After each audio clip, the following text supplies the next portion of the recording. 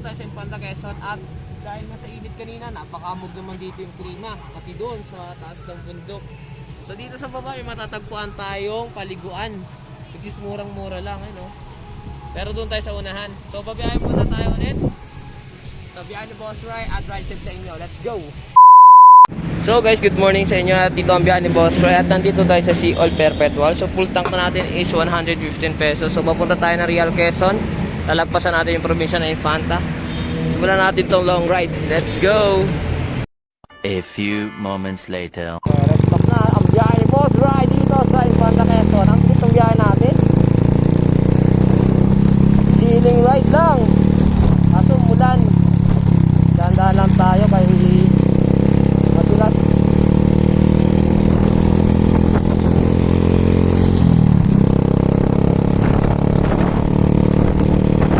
Ano? Ang lakas talaga sa biyahe ni Spitfire. Ang ganda! Walang araw na hindi dito mahamog, guys. Sana makita, sana magpumulan. Ayan na, hamog! Walking road. Hamog na! Sabi init to, ano?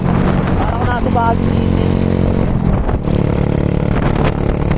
Lamig, grabe. Bangin. Go, go, go! Infanta Quezon! Woo! Atid na ako dyan. Dami guys na ako punta dito. So, ito yung klima rito. A few moments later. So guys, dito tayo. Napakahamog. Kanina napakainit pero dito malabagyo. Diba ni Spitfire kumaya pa. Kumaya ng isang round. Lakas, lakas. Ganda. Mahamog. Dito tayo sa Infanta Quezon at dahil nga sa init kanina, napakamog naman dito yung klima. Pati doon sa taas ng bundok. So dito sa baba may matatagpuan tayong paliguan. Which is murang-mura lang, ano? Pero doon tayo sa unahan. So babiyahin muna tayo ulit. Sabihan ni Boss Ray at ride set sa inyo. Let's go! So guys, nandito tayo sa Pinlock Falls. Dito sa Quezon Province ng Infanta. Ano? Park muna si Spitfire dyan. Probinsyang datingan. Go, let's go! So may mga dala tayong pagkain. At may bag para sa mga damit. Nature tripping mga boss. Grabe yung biyahe ni Boss Ray, layo. Quezon Province pang piniling spot. Kasi balita ko napaganda ng falls dito sa Pinlock eh. So dalawa lang kami ng girlfriend ko. Nag-rides. Kain muna tayo guys, kain. Ang ganda ng biyahe ko. Pinlock Falls oh.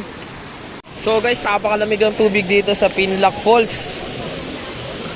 Grabe yung lamig, parang tubig na galing sa ref. So napakalinaw rin ng tubig dito. Ayan o. So maya maya uuwi na rin ako dahil hindi ako masyadong makababad dahil super talagang lamig. Ayan o, napakalinaw guys o. Sa taas meron din para sa mga adult. At dito sa ano na to, sa paliguan na to para pambata. So marami rin silang cottage na mura na halagang 250. Depende naman niya sa kubo kung ilan kayo. So may aabot ng 400 pesos.